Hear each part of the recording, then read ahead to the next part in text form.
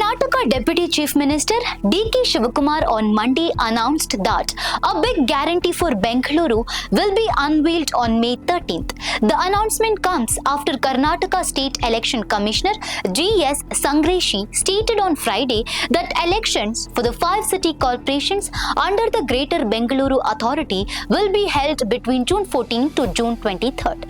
D.K. Shivakumar, who also holds the city development portfolio, met Congress General Secretary in charge of Karnataka, Randeep Singh Surjewala, and Chief Minister Siddaramaiah to discuss preparations for the upcoming GBA polls. Congress MLA and the Chief Minister's legal advisor A.S. Ponnanna, who was present at the meeting, described the conduct of the GBA elections as a challenge for the state government. He pointed out that officials responsible for conducting the polls are currently engaged in the ongoing special intensive revision and census.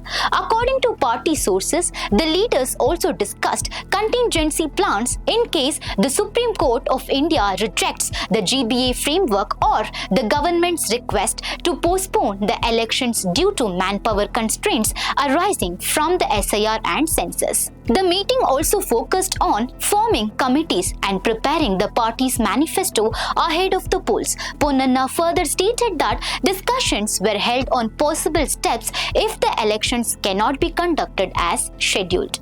It is important to note that the previous elected body of the Brihat Bengaluru Mahanagara Palike completed its term on September 10, 2020, after which a government-appointed administrator has been handling the city's day-to-day affair. So viewers, how will the GBA elections shape Bengaluru's future administration?